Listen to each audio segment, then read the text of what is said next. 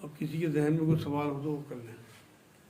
ایک دو سوال میرے پاس آج آئے تو میں نے ان کے جواب دیے تو وہ آپ کو بتا دوں، جس سے کہ آپ لوگوں، کیونکہ آج کچھ علاقوں میں سورج گرہن تھا تو ایک سوال یہ آیا کہ جو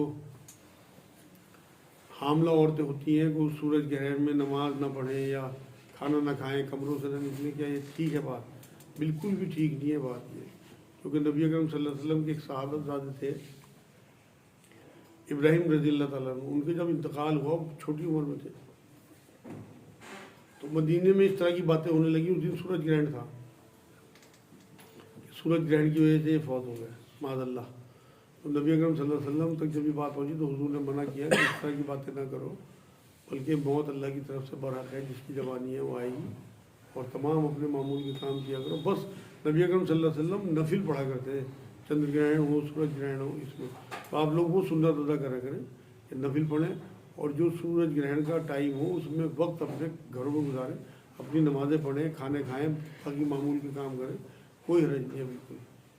ایک اور سوال آج ہی آیا تھا، بچی پریگننٹ تھی، ڈلیوری ہونے والی تھی، 2 آپریشن اس کے ہو چکے تھے پہلے، آج اس کا تیسرا بچہ تھا، وہ بھی آپریشن سے ہی ہونا تھا. تو ڈاکٹر کہہ رہے تھے کہ جی آگے بہت زیادہ خطرہ ہے، اگر پریگنینسی ہو گئی تو ہم ڈلیوری کے ساتھ ساتھ اس کے جو نلے ہیں وہ بند کر دیں گے، مطلب آپریشن کر دیں جس سے آگے بچے نہ ہوں. تو ان کا سوال یہ تھا کہ کیا ایسے آپریشن کے بعد عورت کی نمازیں قبول نہیں ہوتی، عبادات نہیں ہوتی؟ یہ سب بیکار کی بات ہے.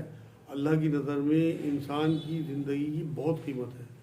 تو اگر ڈاکٹر اس طرح کے خطرے بتاتے ہیں اور آپ کا آپریشن کر دیتے ہیں تو کسی بھی بہن یا بیٹی کی نمازوں پہ کوئی فرق نہیں پڑے گا، باقی کی زندگی کی تمام عبادات، تمام نمازیں ان کی قبول ہوں گی انشاءاللہ. تو بے فکر ہو کے اپنی زندگی بچانے کے لیے، آگے خطرے کو ٹالنے کے لیے آپریشن کرا لیں.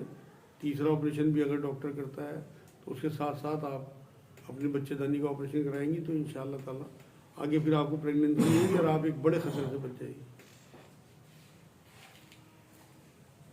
اب کسی کے ذہن میں کوئی بات نہیں. رسول پاک صلی اللہ علیہ وسلم نے کیا کبھی کسی کے لیے بد دعا یا لعنت بھی کی ہے؟ ان کا سوال یہ ہے کہ نبی اکرم صلی اللہ علیہ وسلم نے کیا کبھی بد دعا یا لعنت کی ہے؟ بالکل کی ہے،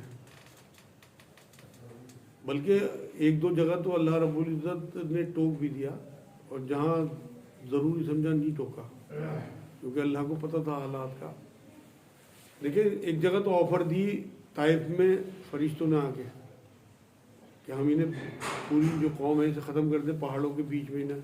تو نبی اکرم صلی اللہ علیہ وسلم نے کہا نہیں، وہاں بھی بد دعا نہیں دی انہیں، اور یہ کہا کہ ان کی اگلی نسلوں میں ایمان والے لوگ ہو سکتا ہے اللہ ہدایت دیتا، اور ایسا ہوا بھی. اسی طرح سے نبی اکرم صلی اللہ علیہ وسلم جب جنگ احد میں جنگ لڑ رہے تھے تو ایک بھالا آگے لگا رخسار پہ اور خون کا فوارہ چھوٹ گیا، دندان مبارک بھی شہید ہو گئے. تو نبی اکرم صلی اللہ علیہ وسلم نے کے منہ سے بے ساختہ یہ بات نکلی کہ اللہ کیسے ہدایت دے گا ان لوگوں کو جو اپنے وقت کے نبی کو زخمی کر دیں. کیونکہ اللہ سے بات کہی تھی تو اللہ نے وہی اتار دی کہ اے نبی ہدایت دینے والے ہم ہیں. اس طرح کی بات ٹھیک نہیں، اس کا مفہوم ہے، قرآن میں اس کا ذکر ہے، تو وہاں مجھے یہ بات نکلی.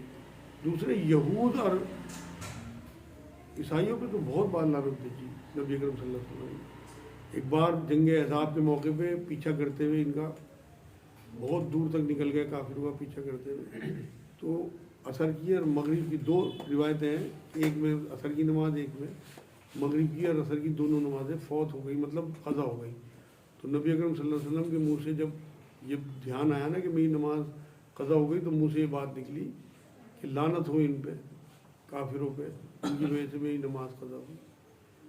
تو لعنت بھی بھیجی. تو یہ بد دعا ہی ہے ایک طرح کی.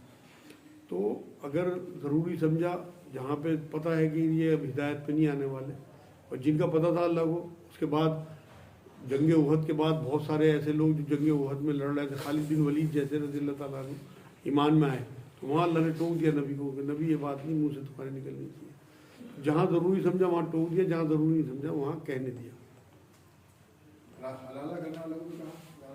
ہاں یہ بالکل ٹھیک کہہ رہے ہیں آپ، کہ حلالہ کرنے اور کرانے والے ملعون ہیں. ملعون کہا ہی انہیں جاتا ہے جن پہ اللہ کی لعنت ہو.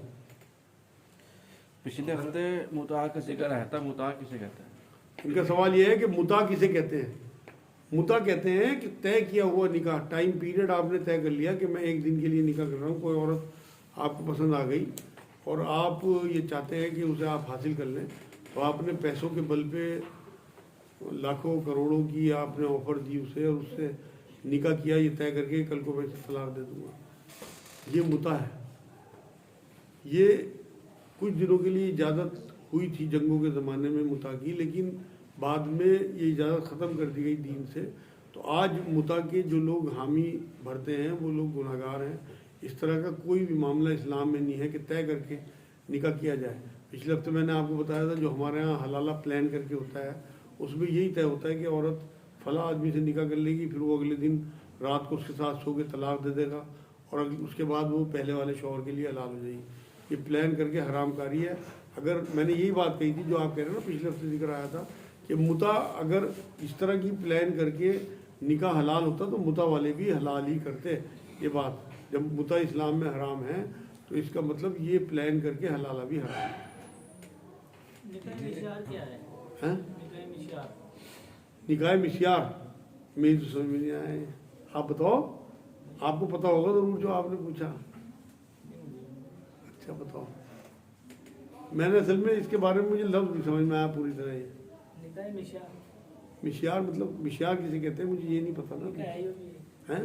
ये भी एक निकाह हुआ। अच्छा मैं अगली बार दे दूंगा इसका जवाब इंशाल्लाह, देख के ना मालूम कर लूँगा। अगर किसी गैर मुस्लिम के इंतकाल की खबर सुने तो इन्ना लिल्लाहि व इन्ना इलैहि राजिऊन पढ़ सकते हैं? ये तो आप अपने लिए पढ़ रहे हैं ना, ये तो आप उनके लिए थोड़ी पढ़ रहे हैं। इन्ना लिल्लाहि व इन्ना इलैहि राजिऊन का मतलब क्या है कि हम अल्लाह की तरफ से आए, हमें अल्लाह की तरफ जाना है।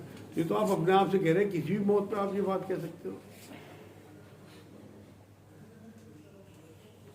अच्छा, जो अभी कब्रिस्तान के बारे में जो हदीस आई, हुजूर पाक ने फरमाया कि जब तक तुम्हारे मुर्दे की तदफीन ना हो जाए पूरी तो तुम्हारे लिए दुरुस्त नहीं है बैठना कब्रिस्तान में। जैसे ज़ईफ़ है या फिर बीमार है उसके लिए दुरुस्त है। जैसे आज के वक्त में, उस वक्त तो जो है कब्रिस्तान पास में पड़ा करते थे और मुशक्क़त कुशा लोग थे। आज के टाइम में जो है थोड़ा लोग इस तरह के नहीं रहे और किसी किसी के एरिया से 4-4, 5-5 किलोमीटर पड़ता है कब्रिस्तान, तो उनके लिए यार वो ज़ईफ़ लोगों में आएंगे, इतना चलने के बाद तो आदमी थक जाता है, बैठेगा जरूर, कोई हरज नहीं है इसमें। देखो हदीसों का जो मामला है ना, वो बहुत सी हदीसें उस टाइम के लिए भी थी, उस वक्त के लोगों के लिए भी थी। अब हालात के हिसाब से इस्लाम मोड़ लेता रहता है, पानी की तरह है इस्लाम, जैसे हालात वैसे मोड़। अब 5 किलोमीटर चलने के बाद आदमी की टांगें तो दुखेंगी, घुटने भी दुखेंगे, वो चाहे जवान या आदमी हो, अगर वो बैठ जाता है अल्लाह को उसकी हालत पता है। अब ये थोड़ी है कि आप, और जो अल्लाह के रसूल सल्लल्लाहु अलैहि वसल्लम के कौल मुबारक के मुताबिक जहाँ वो 1 घंटे चला है, अगर वो 10 मिनट और खड़ा रहा तो उसे अजर भी देखो कैसा मिलेगा। तो फतवा ये है कि वो बैठ सकता है, तकवा ये है कि खड़ा रहे। ये एक सवाल फिरौन के बारे में है। ये सुनते हैं कि वो दिन में तो खुदा होने का दावा करता था और रात में अल्लाह से तौबा भी करता था, क्या ये बात सही है? नहीं नहीं, इस तरह की कोई रिवायत, सब घड़ी हुई रिवायतें हैं यहूदियों की, ऐसा कुछ नहीं है। अगर वो तौबा करता तो अगले दिन कैसे वो शिर्क कर लेता या अपने आप को माबूद बता देता। तौबा तो वो होती है कि एक रात में तौबा कर ली, आगे हमेशा के लिए।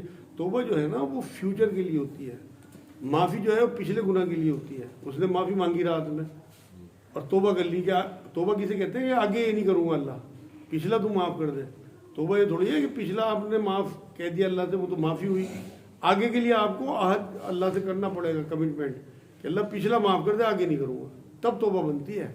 ये थोड़ी कि बस तू माफ़ कर दे, आगे मैं यही करता रहूँगा, ये तौबा थोड़ी हुई, ये तो ड्रामेबाजी है। एक सवाल है, हर चीज़ जान माल इज्जत से ज़्यादा नबी सल्लल्लाहु अलैहि वसल्लम की मोहब्बत के क्या मायने हैं? इसके मायने मैंने अभी शायद किसी आयत के मफहूम में बयान तो किए ना कि अपनी जान माल इज्जत जो है वो अल्लाह के रसूल सल्लल्लाहु अलैहि वसल्लम पे निछावर करने के लिए तैयार रहना चाहिए। अल्लाह देखेगा कि आपने क्या आगे रखा, क्या पीछे छोड़ा, क्या अल्लाह के रसूल सल्लल्लाहु अलैहि वसल्लम का कौल मुबारक है और आप उसे कितना ले रहे हैं, उस पर कितना चल रहे हैं, कितनी उसको वैल्यू दे रहे हैं। क्योंकि वजह यह है कि अगर आप अब्दुल्ला बिन उमर रज़ियल्लाहु ताला अन्हु के बारे में मैंने एक बार ये बात पढ़ी थी कि किसी सफ़र में अगर होते, क़ज़ाए हाजत आ जाती तो बहुत बहुत देर तक उसे रोक के रखते, उस जगह का इंतज़ार करते रहते जहाँ नबी अकरम सल्लल्लाहु अलैहि वसल्लम क़ज़ाए हाजत से फारिग होते थे और फिर वहीं जाके फारिग हुआ करते। تو یہ اپنی جان لٹانا ہوا. کہیں رسول اکرم صلی اللہ علیہ وسلم کے مشن، ان کی امت، آپ یہ دیکھو نا، آپ کی اگر تجوری میں لاکھوں روپے پڑے اور حضور کی امت پریشان ہے اور آپ کے دل پہ جو بھی نہیں رینگ رہی، آپ ایک لمٹ تک تو کر سکتے ہو بھئی. آپ سب کچھ تو لٹانے سے رہے، یہ تو نبی نے ہی منع کیا، مگر جتنا آپ کو کرنا چاہیے اتنا اگر آپ نہیں کر رہے، اللہ کو پتہ ہے آپ کی استطاعت کا. تو یہ آپ کی جان، آپ کا مال، آپ کا علم، آپ کی ہر چیز رسول اللہ صلی اللہ علیہ وسلم کی محبت اس سے زیادہ ہونی چاہیے. تب آپ کا معاملہ ہوا. جیسے صحابہ کرام اپنی جان نچھاور کرنے کو تیار رہتے تھے. اب نبی اکرم صلی اللہ علیہ وسلم کے بارے میں الٹی سیدھی باتیں سن کے اگر آپ کے دل پہ جو بھی نہیں رہ رہی تو آپ کا ایمان باقی نہیں ہے. محبت کا تقاضا یہ ہے کہ آپ بالکل اس بلولے میں رہیں کہ کسی طرح سے جان دینے کا معاملہ آئے گا تو جان دیں. رسول پاک صلی اللہ علیہ وسلم اکیلے کھانا نہیں کھاتے تھے. تو ایک بار ایک صحابی ایک مہمان کو لایا، اس نے بہت زیادہ کھانا کھایا. تو اللہ کے رسول صلی اللہ علیہ وسلم نے کہا کہ بھائی اس کو اگلی بار مت بلانا. تو کیا یہ رسول پاک صلی اللہ علیہ وسلم کی رحمت یا ان کی جو رؤوف الرحیم ہے اس سے میل کھاتی ہے بات؟ بالکل میل کھاتی ہے. تعلیمات کے خلاف ہے نا بات. جو زیادہ کھانے والے لوگ ہیں وہ اللہ رب العزت نے رزق تو اتنا ہی اتارا نا جتنے بندے ہیں. اب جو زیادہ کھا رہے ہیں وہ دوسروں کا کھا رہے ہیں، چاہے وہ مال کمانا ہو اور چاہے وہ کھانا کھانا ہو اور چاہے وہ اسراف کپڑوں میں ہو، چاہے وہ اسراف شادیوں میں ہو. جو بھی جو کر رہا چاہے اس میں ہی کیوں نہ ہو، وہ لوگ اس نظام کو دھرم برم کرنے والے ہیں، پکڑ میں آئیں گے. نبی اکرم صلی اللہ علیہ وسلم نے اس ٹائم نہیں ٹوکا. نبی اکرم صلی اللہ علیہ وسلم نے کھانے دیا اسے. اس ٹائم ٹوکتے تو واقعی خلاف تھا، اصول کے خلاف تھا. نبی خود کم کھاتے تھے اور تمام صحابہ کو کم کھانے کی تلقین کیا کرتے تھے. تو کم کھانا سنت ہے، کم کھانا دین ہے. اچھا، جیسے بلکہ ایک بار تو یہ فرمایا کہ کافر 7 ہاتھوں سے کھاتا ہے، مومن 1 ہاتھ میں کھاتا ہے. حدیث پاک بتا رہا میں آپ کو. اور اس سے ریلیٹڈ بھی ایک بات پہلی بھی ہے کہ جتنا جس کی قسمت میں دانے دانے پہ لکھا ہے کھانا ہے، عام طور سے بات بالکل لکھا ہوا ہے، لیکن یہ حرام حلال کے لیے نہیں ہے. کوئی بہت زیادہ حرام کھا لے تو دانے تو اس کے اتنے ہی تھے، اس نے انہیں حرام کر لیا. دانے دانے پہ لکھا ہوتا ہے، لیکن اس حدیث میں نہیں لکھا کہ اتنے دانے حلال اتنے دانے حرام. یہاں تو حلال کی بات ہو رہی ہے. نہیں، یہاں تو حلال کی بات ہو رہی، مگر وہ زیادہ کھا گیا. اس کے بعد آگے منع فرمایا اللہ کے رسول صلی اللہ علیہ وسلم کہ آگے اسے نہ بلانا. اس ٹائم نہیں منع کیا اسے، اس ٹائم کھانے دیا اسے. وہ تو جو مہمان آتے تھے مکے سے، کافی لوگ انہیں بھی ٹھہراتے تھے مسجد نبوی میں اور ان کا بھی کھانا پینا کرتے تھے.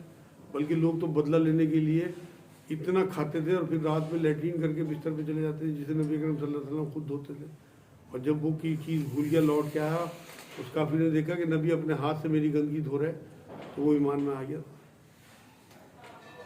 اچھا، جیسے بیاہ شادیوں میں کھانا چلے اور اس کھانے میں لوگ برباد کریں، تو جو آدمی کھانا دے رہا کیا اس پہ بھی اس کا الزام لگے گا؟ بالکل پکڑ ہوگی. وہ ذمہ دار ہے اس بات کے لیے، کسی کے لیے اسی بات کے لیے کہ اس نے اتنا بڑا انتظام کرا کیوں، سنت طریقے سے کیوں نہیں کیا. اسراف میں آئے گا، اتنا بڑا انتظام کرے گا تو ظاہر سی بات ہے رزق کی بے حرمتی تو ہونی ہے ہر حال میں. تو اسے کیسے روک سکیں؟ اسے اپنے آپ روکے نا، اپنے اوپر. معاشرے کو آپ نہیں روک سکتے. انڈیویجول اگر ہر آدمی معاشرے کا اپنے اوپر اپلائی کرے گا سنتوں کو تو پورا معاشرہ سنت پہ آ جائے گا. فرض کرو ہمارے یہاں شادی، تو ہم کوئی اس قسم کا کوئی بورڈ یا کوئی ایسی چیز لگا سکیں وہاں کی جو بالکل لگا سکتے ہو، سنت ہو گئے. کیا بڑا کام یہی بات کہ بھائی رزق کی بے حرمتی سے بچیں، رزق ضائع کرنے سے بچیں، اتنا ہی کھانا اتاریں جتنا آپ کی ضرورت ہو. اس کے بعد آپ کی ذمہ داری کافی کم ہو جاتی ہے جب بورڈ لگا دیں گے. لیکن اکثر لوگ تو پلیٹ میں کھانا لیا انہوں نے آدھے سے بھی زیادہ چھوڑ دیں اور کہتے ہیں تو برا مان جائیں کہ بھائی مہمان ہیں ہمارے. نہیں تو وہ تو نظام یہاں کا ہم نے ایسا بنا دیا نا. ہم اللہ کی کہاں پرواہ کر رہے ہیں، ہمیں ان مہمانوں کی پرواہ ہے. آپ نے ایک بار دیکھ لیا کہ اس نے ضائع کیا کھانا، اگلی دعوت میں آپ بلائے مت اسے. یہی تو کہا نبی نے اسے. اب ایک اپنے خادم کو کہ آگے کے لیے اسے نہ بلانا کھانے پہ. تو اتنی ہمت بھی تو پیدا کرو کہ اگلی بار اسے کاٹنا دو اس رشتے دار کو جس کا آپ نے پلیٹ بھری ہوئی پھینکتے ہوئے دیکھا آپ نے. لیکن آپ اگلی بار اس سے بھی ڈرو گے کہ یار اسے تو کاٹ دینا دو. اللہ سے نہیں ڈرنے کے کہ ان نے کھانا خراب کرا. تو کیا یہ کھانا کھڑا ہو کھانا چاہیے یا بیٹھے کھانا چاہیے؟ ان کا سوال یہ ہے کھانا کھڑے ہوئے کھانا چاہیے بیٹھ کے. देखो बैठ के खाना सुन्नत है, लेकिन खड़े होके खाना भी मनाही नहीं है। आज के जो हालात हैं, जिस तरह की जगहें हो गई, जिस तरह की बड़ी बड़ी दावतें हो गई, खड़े होके खाना खाया जा सकता है, लेकिन ज़्यादा फजीलत और सुन्नत जो तरीका है वो बैठ के खाना। क्या आप सल्लम को इल्म गैब था? इनका सवाल यह है कि आप सल्लल्लाहु अलैहि वसल्लम को इल्म गैब था। इल्म गैब तो नबी अकरम सभी नबियों को होता है, जितना अल्लाह देना चाहे। गैब के बारे में मैं आपको बता दूं, अल्लाह से कुछ भी गैब नहीं है। ये जो कहते हैं ना अल्लाह को इल्म गैब है, अल्लाह से तो कुछ भी गैब ही नहीं है। उसका तो तमाम इल्म अल्लाह का है। अपने उस इल्म में से जो नबियों से गैब है, अपने जिस नबी को जितना चाहा उतना दे दिया। उसमें सबसे ज़्यादा नबी अकरम सल्लल्लाहु अलैहि वसल्लम को दिया। वो नबी से गैब था, जैसे वही है, नबी से गैब थी। अल्लाह के रसूल सल्लल्लाहु अलैहि वसल्लम के लिए वही गैब में से एक हिस्सा था। वो इल्म गैब ही था जो नबी को दिया गया, वो हमारे लिए गैब है। कैसा फरिश्ता लाता था, किस तरह वही का तरीका था, वो हमारे लिए सब चीज़ें गैब है। लेकिन नबी के लिए वो सब चीज़ें खोल दी गई थी। इसी तरह और नबियों को जितना इल्म चाहा दिया, नबी तमाम नबियों को इल्म गैब था। अल्लाह से कुछ भी गैब नहीं है। अगर हमारी कहीं दावत हो और हम साथ में किसी और को ले जाएं तो क्या ये ठीक है? इनका सवाल ये है कि अगर कहीं दावत हो और साथ में किसी को ले जाएं तो क्या ठीक है? बिल्कुल भी ठीक नहीं है। आप अगर जो मेज़बान है उससे इजाज़त ले लें फ़ोन करके, या उसे बता दें कि भाई मैं अपने बच्चे को या अपने किसी साथी या अपने दोस्त या अपने किसी मेहमान को लेके आऊँगा, तो बिल्कुल आपके लिए जायज़ होगा अगर वो दावत आपको इजाज़त दे दे। और अगर वो मना करता है तो फिर आपको ना बुरा मानना चाहिए और ना आपको इस बात के लिए उससे जो है वो झगड़ा बोल लेना चाहिए। देखो नबी अकरम सल्लल्लाहु अलैहि वसल्लम की एक बार एक साहबी दावत करना है, तो हज़रत आयशा वहाँ मौजूद थी हुजरे में अंदर। तो उन्होंने दावत की कि हुजूर शाम को आपकी दावत है। तो नबी अकरम सल्लल्लाहु अलैहि वसल्लम ने कहा इनकी जो अंदर मौजूद है मेरी भाई, तो उन्होंने कहा कि उनकी नहीं आपकी दावत है। फिर हुजूर ने पलट के कहा कि इनकी, तो उन्होंने फिर यही बात की कि क्योंकि गरीब लोग थे कि इस तरह से 10-20 दाने जोड़ के जौ के या सत्तू के या कहीं के नबी को चाहते थे कि हमारे घर में पैर पड़ जाए, नबी के बरकत हो जाए। तो फिर उन्होंने ये बात की कि हुजूर आपकी दावत है। तो उन्होंने जब ये बात कही कि हुजूर ने फिर कहा कि अगर इनकी ना है, इनकी दावत नहीं है तो मेरी भी ना है, तब उन्होंने कहा कि हुजूर इनकी भी दावत है। कुछ सोचा उन्होंने, कुछ इंतज़ाम किया जहन में, और फिर तो इससे ये बात साबित हुई कि इजाज़त लेना ज़रूरी है। आप मना भी कर सकते हो दावत को अगर आपका मन नहीं है अपने साथियों के बगैर जाने में। एक और बात साबित हुई कि आप डिनर पे अपनी वाइफ के साथ जा सकते हो, अपनी वाइफ को डिनर पे ले जा सकते हो। ये भी इसी से निकलता है नुक्ता। अपनी बीवियों के साथ तफरी करने जा सकते हो। वो दावत ही तो थी, नबी तफरी करने जा रहे थे उस टाइम की तफरी के हिसाब से। तो बिल्कुल आप अपनी बीवियों को डिनर भी कराया करें, दावतों में भी ले जाया करें, पर्दे में। ऐसे ही एक बार हुज़ूर सल्लल्लाहु अलैहि वसल्लम की एक दावत थी, तो एक साहबी उनके साथ हो लिए। नबी अकरम सल्लल्लाहु अलैहि वसल्लम को रास्ते में मिल गए, वो वहाँ पहुँचे। तो जब मेज़बान थे नबी अकरम सल्लल्लाहु अलैहि वसल्लम ने कहा भाई मेरे साथ एक साथी है, तो उन्होंने माज़रत चाहिए कि हुज़ूर इतना खाना तो मेरे पास नहीं है। तो हुज़ूर ने उन्हें मना किया कि आप जाओ, और वो वापस चले गए। ना हुज़ूर ने बुरा माना, ना उन साहबी ने बुरा माना। ये है दीन असल में। तो मैं तमाम चीज़ें आपको सुन्नत तरीके से बता रहा इसीलिए कि आप अपने जहन खोल लो। हमारे माशरे में मैंने देखा कि दावत किसी एक की होगी, 4-4-5-5 लोग आएंगे। आप ये देखो उस मेज़बान का क्या होगा जिसने 500 आदमियों का इंतज़ाम किया और वहाँ 700 आदमी आ जाए। खाना अगर थुड़ गया तो उसका कितनी बड़ी बेइज्जती की बात हो। और नबी की तालीमात के हिसाब से तो वो खाना ही जायज़ नहीं हुआ। तो इसलिए हम कम से कम जितने चंद लोग यहाँ हैं जो वीडियो देखेंगे वो एहतियात करना शुरू कर दें इस बारे में। हालांकि मैंने बहुत पढ़े लिखे लोगों को भी देखा, इसमें बड़े बड़े दीनदार लोगों को भी देखा कि वो इसकी एहतियात नहीं करते, नहीं समझते इस बात को। ये आप दूसरे के यहाँ खाना खाने उसकी दावत में जा रहे हैं तो आपको ये एहतियात करनी ही चाहिए कि आप उसके हिसाब से चलें, ना कि अपने हिसाब से। अच्छा, विद फैमिली जो कार्ड भी लिखा होता है उसमें वैसे तो खाना बनाना सबका अलग है, 3 भाई घर में रह रहे हैं, और जब कार्ड आता है किसी एक भाई की भी आ जाए तो आप बताओ क्या ठीक है? मेरा आपसे सवाल है, विद फैमिली किसे बुलाया उसने? विद फैमिली हम तो फैमिली है पूरी, 4-3 भाई हैं हम, 3 चूल्हे जिनके अलग अलग हैं वो अलग अलग फैमिली के ले जाएंगे। अगर उसे सबको बुलाना होगा तो वो इस तरह कार्ड देगा, मसरूर साहब विद ब्रदर्स विद फैमिलीज। हम इस तरह कार्ड देते हैं जिन्हें हमें विद ब्रदर्स विद फैमिलीज बुलाना होता है। या फिर अलग अलग देंगे या क्या है या खोल جو شادیوں میں لفافے یا گفٹ لیتے دیتے ہیں کیا یہ ٹھیک ہے؟ ان کا سوال یہ ہے شادیوں میں جو لفافے دیتے لیتے ہیں یا گفٹ لیتے دیتے ہیں کیا وہ ٹھیک ہے؟ بالکل ٹھیک ہے بھائی. اصل میں ہر علاقے کے الگ الگ اپنے رواج ہوتے ہیں اور آپ جس علاقے میں رہ رہے ہیں وہاں اگر اس طرح کے لفافے چلتے ہیں تو بالکل جائز ہے. لوگ بلا وجہ اپنے آپ کو نمایاں کرنے کے لیے کہ جی لفافے نہیں لیں گے یا اس ٹائم لوگ وہاں بحث کریں گے آپس میں زبردستی لفافے دینے کی کوشش کریں گے. عجیب سی لگتی ہے بات. اس لیے جس علاقے میں ہم رہ رہے ہیں اس طرح کی روایتیں آپ کو نبھانی چاہیے. نبی اکرم صلی اللہ علیہ وسلم نے بھی تحفوں کو لینے دینے کو پروموٹ کیا ہے. آپ جب شادی میں جاتے ہیں آپ تحفے دے بھی تحفوں میں وہ لفافہ بھی ایک تحفہ ہی ہے. وہ کوئی خزانہ خواہ آپ کھانے کے پیسے تھوڑی دے رہے ہیں, آپ تو ایک گفٹ دے رہے ہیں. یہ جو بھات چل رہا بھات میں لڑکی والے دیں نانا نانی دیں یہ جائز ہے؟ ان کا سوال یہ ہے جو بھات نانا نانی دیتے ہیں کیا یہ جائز ہے؟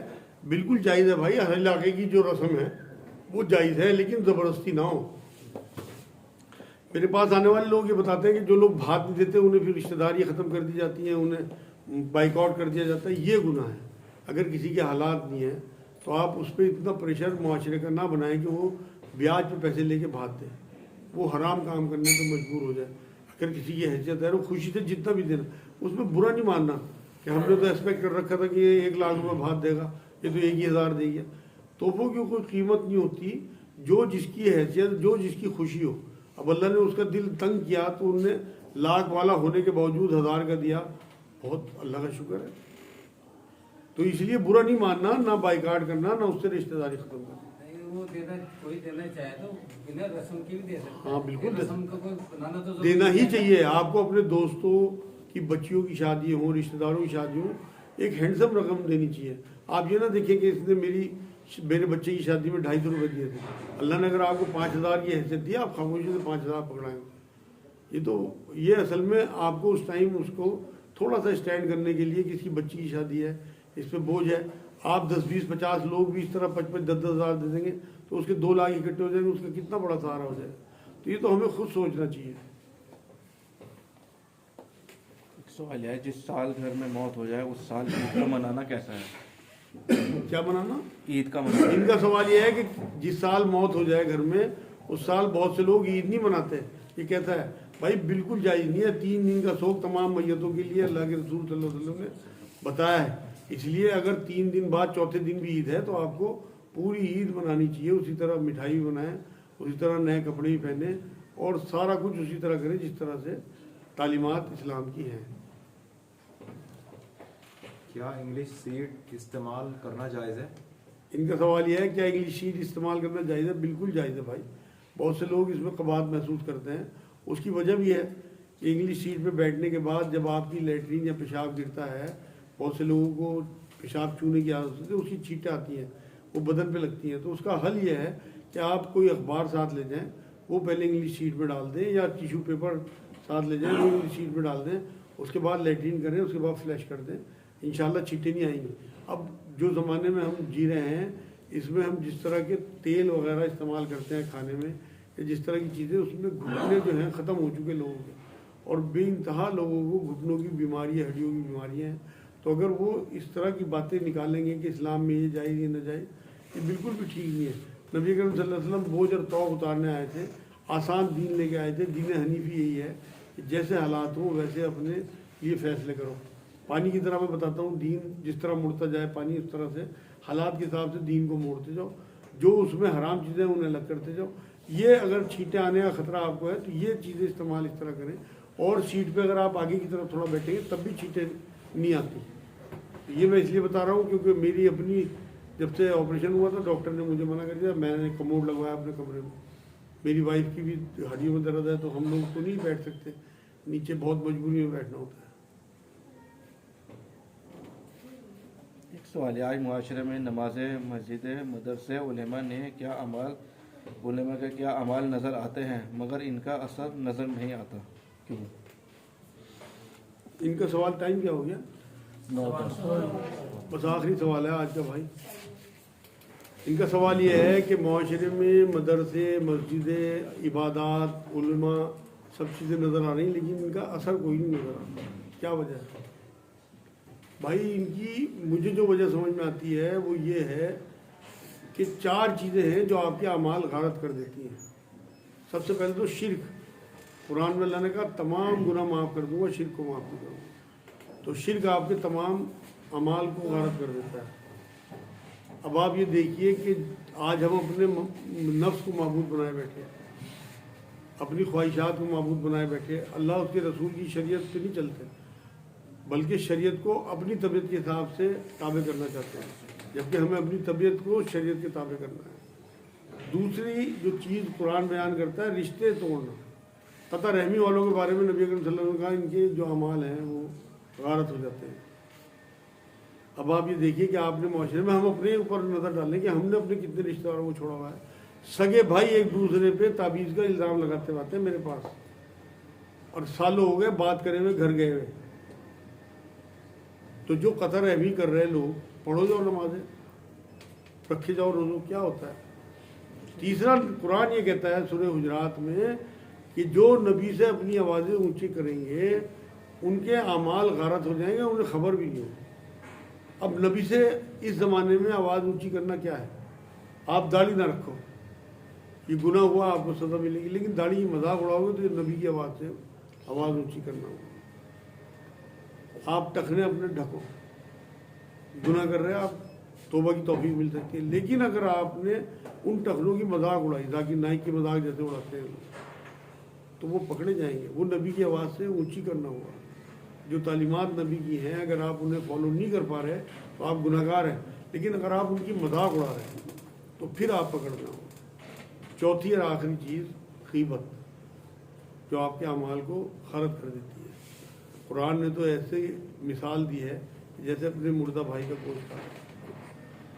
تو جب آپ کے معاشرے میں یہ ساری چیزیں موجود ہیں، غیبت پہلے عورتوں میں تھی اب مردوں میں بھی ہے، تو آپ یہ دیکھو کہ یہ آپ کی سارے جو چیزیں ہیں آپ کے اعمال غارت کر رہی ہیں.